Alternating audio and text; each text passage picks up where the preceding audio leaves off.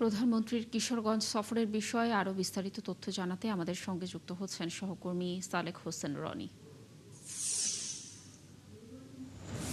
রনি, কিশোরগঞ্জ জেলার উন্নয়ন নিয়ে প্রধানমন্ত্রী কি বললেন, নিজেদের প্রত্যাশার বিষয়ে বা কি বলছেন দলীয় নেতা কর্মীরা, জানাবেন বিস্তারিত।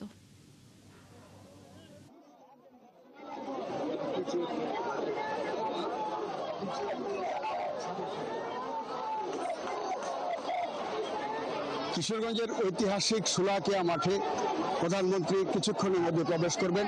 এখানে জেলা ছাত্রদলের এবং জেলা বিএনপির উদ্যোগে বৃক্ষরোপণ কর্মসূচি করা হবে। তারপরেই সরকারের যে উন্নয়ন কাজ রয়েছে তারই কিন্তু এখানে উদ্বোধন হবে।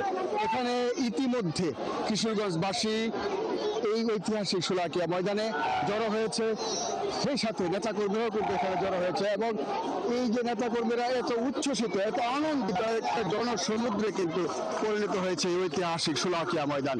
এই শোলাকিয়া ময়দানে প্রধানমন্ত্রী, জেলা বিএনপি এবং ছাত্র দলের উদ্যোগে এখানে বৃক্ষরোপণ কর্মসূচি উদ্বোধনের পর তারপরেই কিন্তু সরকারের গৃহীত অনেক প্রকল্প কিন্তু এখানে আজকে উদ্বোধন করা হবে এবং কিশোরগঞ্জবাসীর যে মনের বাসনা এবং নেতাকর্মীদের যে আশা আকাঙ্ক্ষা তারই কিন্তু প্রতিফলন এখানে ঘটবে। এবং এখান থেকে পুরাতন স্টেডিয়ামে কিন্তু ফ্যামিলি কার্ড এবং ইমাম, মুয়াজ্জিন এবং সেই সাথে পুরোহিতদের যে ভাতা দেওয়ার কথা ছিল নির্বাচনী ইশতেহারে, তারই কিন্তু প্রতিফলন আজকে এই কিশোরগঞ্জের মাটিতে তার উদ্বোধন হবে। সেই সঙ্গে কিন্তু এই উদ্বোধনের কেন্দ্র করে এখানকার জনগণ এবং সেই সাথে নেতাকর্মীরা উচ্ছ্বসিত। ইতিমধ্যেই আমার সামনে কিন্তু দেখতে পাচ্ছেন এই ঐতিহাসিক শোলাকিয়া মাঠে জেলা ছাত্র দলের সদস্যরা এবং জেলা বিএনপি সদস্যরাও কিন্তু এখানে উপস্থিত রয়েছে। এই মাঠ পরিপূর্ণ হয়েছে এবং মাঠের বাইরেও কিন্তু মানুষ দাঁড়িয়ে এক নজর প্রধানমন্ত্রীকে দেখার জন্য কিন্তু উদ্গ্রীব হয়ে রয়েছে এবং উৎসুক জনতা।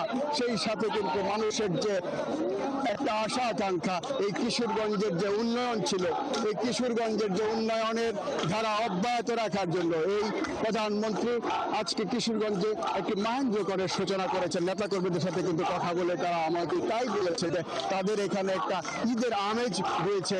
আজকে বিগত 15 দিন ধরে কিন্তু এই কিশোরগঞ্জের মানুষ প্রস্তুত হচ্ছে এই প্রধানমন্ত্রীকে স্বাগত জানার জন্য। তো এখানের এই সফরের পরেই রনি, ধন্যবাদ আমাদের সাথে যুক্ত থাকার জন্য। আপনি থাকুন সেখানে, নিশ্চয়ই প্রধানমন্ত্রী বক্তব্য দেওয়ার পরে আমরা আপনার মাধ্যমে আরও তথ্য সেখানকার দর্শকদেরকে জানানোর চেষ্টা করব।